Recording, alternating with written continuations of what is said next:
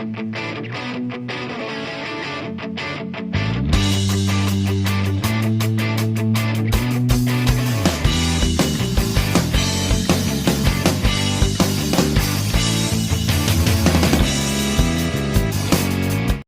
hindi ko pwedeng iwanan kasi boss, ang pagkakataon na ito na po, noong time na tinanggal mo ako, boss, nabuo kasi itong grupo. Dahil tinanggal daw siya ni Kalingap Rab sa Team Kalingap kaya may nabuong grupo. May nabuong grupo. Anong grupo yung nabuo ni Dr. Lab, mga kaibigan? Tuloy natin po ang video ito. At magiging anti-kalingap itong pagdating araw. At yung grupo daw na yon na nabuo niya ay baka maging anti-Kalingap pagdating ng araw.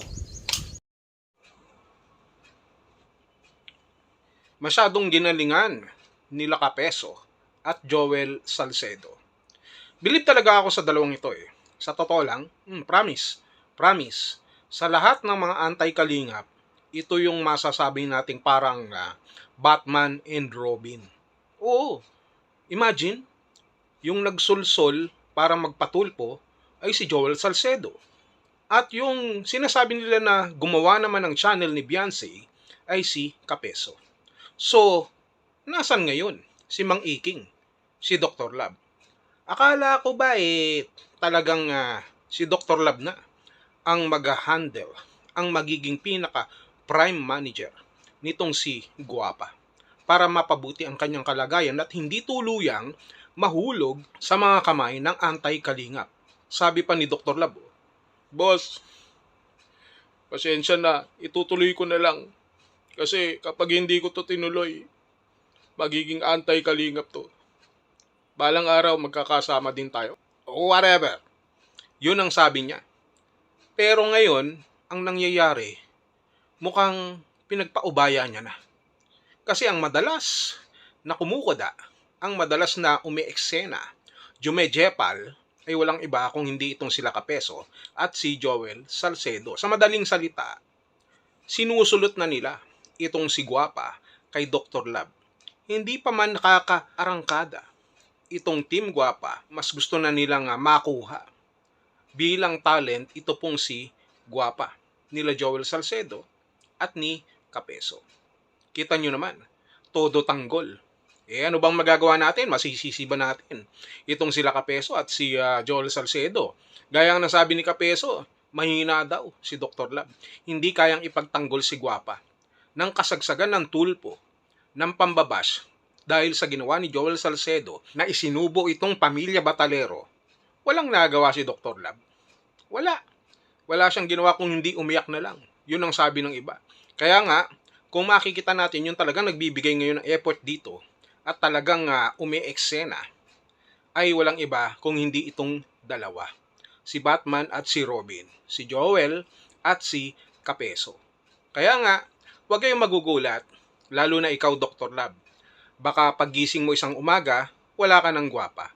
Wala ka na ring Team Guapa. Sayang ang pinuhunan mo, no? Na kapal, no? Kapal ng hindi mo kapal ng dibdib, no? Na umalis ng tuluyan sa Kalingap na dapat sana ay nakakapag-usap naman, na ipaliwanag pero pinanindigan mo na dahil lang sabi mo, sayang naman ang nabuo na Team Guapa. Ngayon, ang masasabi ko rin, sayang din naman yung binubuo mo na Team Guapa pa lang sapagkat mukhang pornada na agad.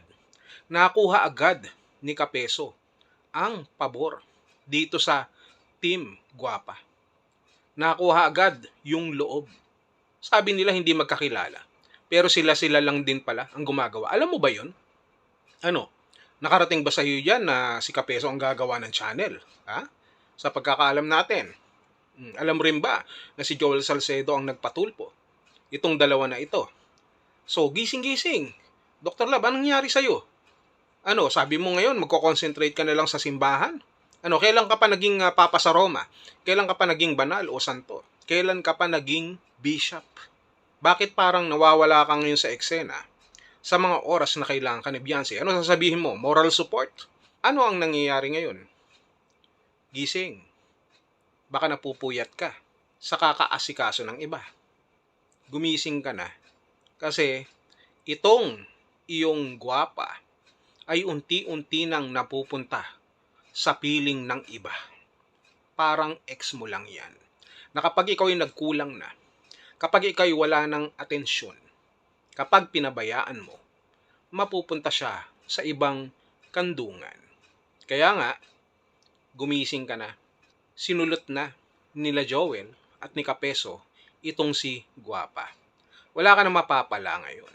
Nasasayang lahat ng effort mo, lahat ng sinakripisyo mo, lahat ng pinagpalit mo na ang kalingap sa lahat. Tapos maglalaho lang ng parang bula. Very easy. Kumukuda lang sila kay Peso na kunyari ay nagde-defend pero kumikita. Kunyari ay sumusuporta din at para ipagtanggol ang kanilang karapatan. Kaya sinulsulan at binuyo na magpatulpo itong sila Beyonce, sila Guapa, ayun, nabash. Pero mabenta yung ginawa nila. Kaya nga, Mang Iking, tablado ka na. Ang pinakamatindi na ngayon dito na pupwedeng humawak ng karir nitong si Guapa ay walang iba kung hindi si Kapeso at Joel Salcedo. Ano, Dr. Lab, sabihin nyo, okay kayo, you are on the same page. Parang hindi. Kasi mukhang lumalabas dito ay ikaw ay nasa unang page, samantalang sila ay nasa gitna na at hanggang sa kahuli-hulihan.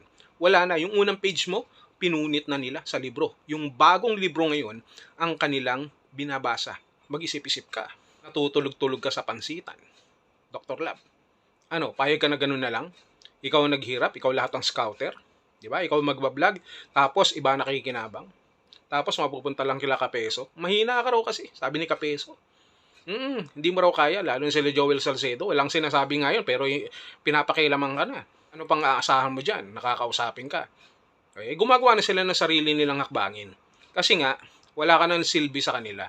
Kasi nga, sa tingin nila, hindi mo kayang panindigan at hindi mo kayang hawakan itong si Guapa. At sa kanilang poder, mas mapapabuti daw ang kalagayan ni Guapa. Kaya nakikialam na sila.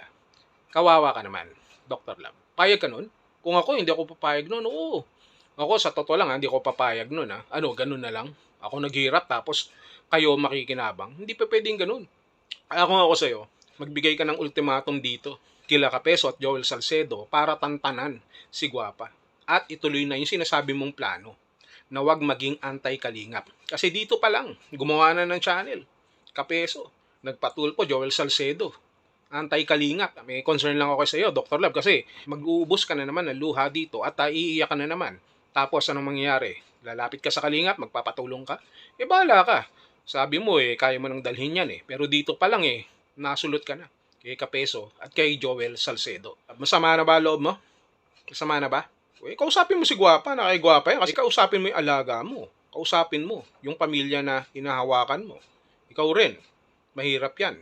Simbahan ka ng simbahan, subalit yung hinahawakan mo ay mukhang mapupunta sa maling daan. Dapat, unahin mo muna ang iyong bakuran. Yan. Dr. Lab, naawa ako sa'yo. May pagkakataon ka pa. Pag-iiwanan ka na, tablado ka na. Paano yan? Ano masasabi natin dito? May kasabihan nga tayo na, kung ano ang iyong itinanim, kung matinik, malalim. O alam mo yung ibig sabihin nun, yung kasabihan na yun, i-research mo, mag-google ka. Yun lang. Alright?